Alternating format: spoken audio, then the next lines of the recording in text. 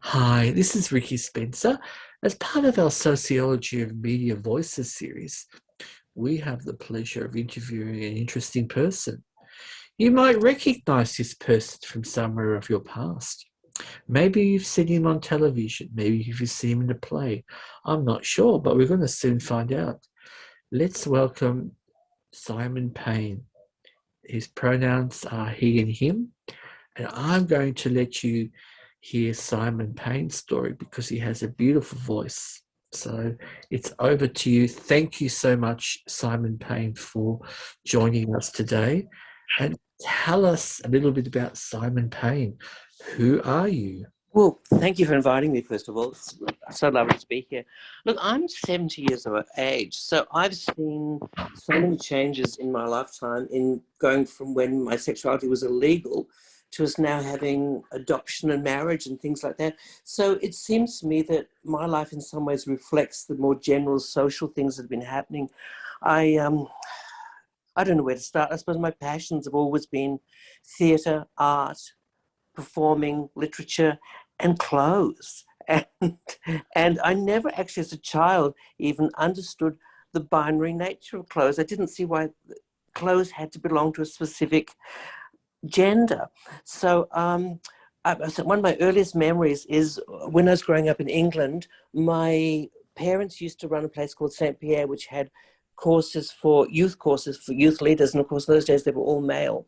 And they used to have a theatre course once a year. And all the parts were played by men, whether they were male or female.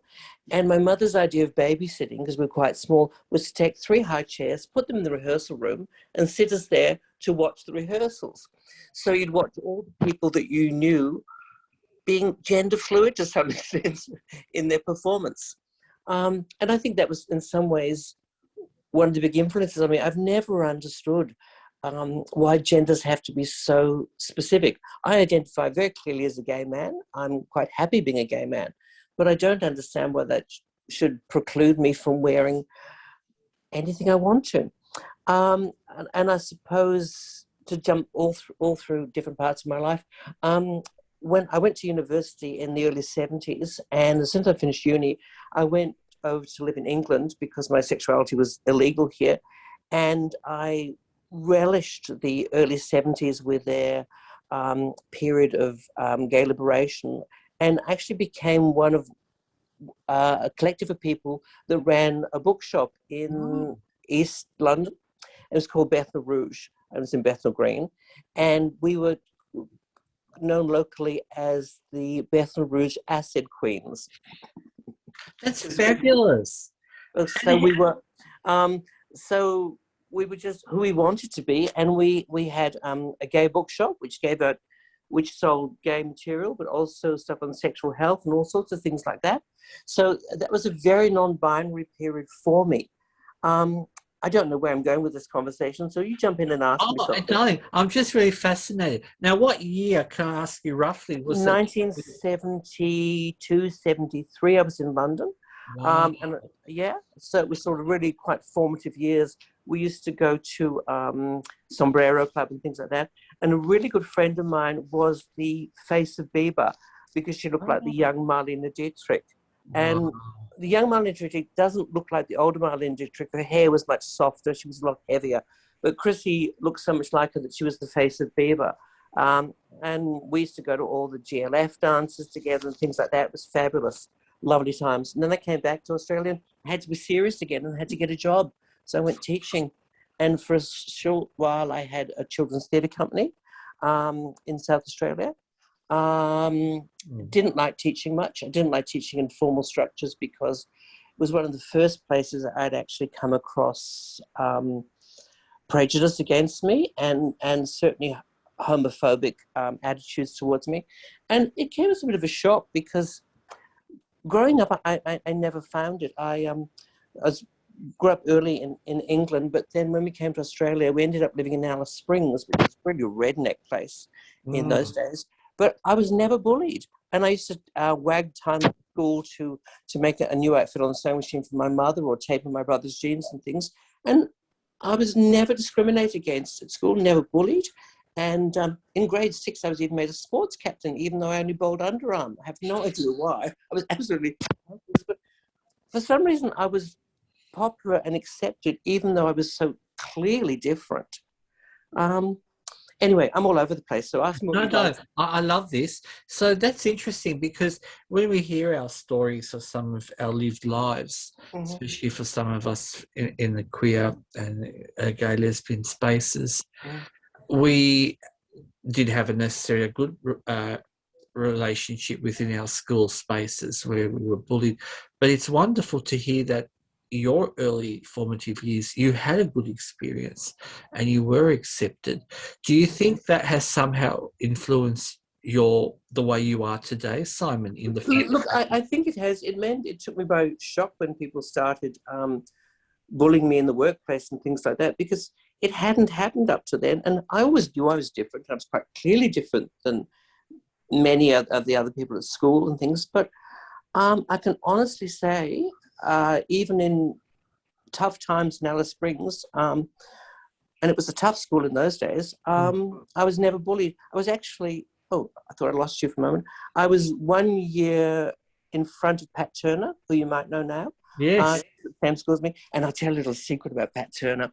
She wouldn't mind. She was also always in the school plays, and somewhere there's photographs of her playing Caroline Chisholm in a school play. Oh, no. Wearing Really? wearing a yellow crinoline. Oh, my God. Isn't that so incredible, Caroline Chisholm? Yeah, I mean, it's bizarre, isn't it, really? Well, it is, considering I went to the high school I went to in the 80s. It's called Caroline Chisholm College. So there you go. There's a little bit of a deja vu thing happening here. Oh, well. I've tried to think, well, what else you might be interested in about We're me. interested in everything, darling. I'm interested in the fact that you as a teacher, okay, so you're studying, you studied drama, is that correct? My original degree was drama, fine arts, and English lit. And to be honest, they've all been interesting and useful to me, even though people would say they're not. So when I first went out teaching, I taught drama at first school I went to was a Lefevre Boys Tech, which was between the port and the rubbish tip in Port Adelaide. It was really tough. And then I went to Christie's Beach, and there I did teach children's theatre, had a theatre course there. But I found within teaching profession, it was quite homophobic. They were sort of lots of prejudices that were rumours going around the school. And I was called into the headmaster's office one day because I was accused of asking a girl what colour nail polish she had on. And I thought, well, I don't know whether I did, and I don't know under what circumstances I said, I probably said something like that, nail polish is a bit bright, or something like that. I don't know. But and it's amazing. That's interesting, because I just want to get to that point. So they were looking like for anything they could. They were, and yet I was quite popular as teacher with the kids, and I'm actually, about 2 days ago, contacted someone that I taught 30 years ago, so, and they said they remembered me fondly. So it wasn't with the children, but with the bureaucracy. And look, I found the same when I joined the public service. I found, to start with, at the lower levels, there was lots of discrimination. You had to work twice as hard and be twice as good as everybody else. But then as I became more senior and I ended up running the graduate recruitment program across the public service, the higher up you got, there was no discrimination whatsoever. And the really funny thing was when Jeff Kennett came in and we were all made redundant and we had to apply for various jobs. And Dr. Heppel, who everybody was scared of, was in charge of the management review team. And he said to me, would you like to put in an application? I said, yes. And he said, I haven't even seen your CV. I don't even know what you can write. So I ran one off there and then, and I ran off the wrong one. I ran off, not the one that was just about what I'd done in public service, but it said I'd been, published author in England and published by Gay Men's Press. And I'd won a Pink Triangle Award for Mardi Gras, for certain things I've done and all this sort of stuff, and a couple of film scripts I'd written. And he said straight away, I'll take you. Wow. Because of the other stuff I'd done, which was stuff that normally I wouldn't have included. So I found that there was discrimination in the workplace, but not as you got to a higher level where people started recognizing you for what you could do. I suppose I've always wanted to work somewhere where my sexuality is not an issue. In most places I've worked, it hasn't been. And as I've got older, it's fascinating to see the changes that take place. And some of the stuff that you thought was so radical when you're young, you find is quite passé now, quite ordinary. I've now been retired about almost 10 years. And I started acting again, which was the first time for a very long time. I've done about 10 short videos in the last 2 years. I've just been cast in another one, which they'll film once we go to lockdown. Everything from music videos to all sorts of stuff. I did one for the Moaning Lisas, where I'm very camp, dressed in fur coat and a top hat and things. I did a dreadful one at Studley Park where we had to simulate having sex, and then all those scenes got cut out anyway.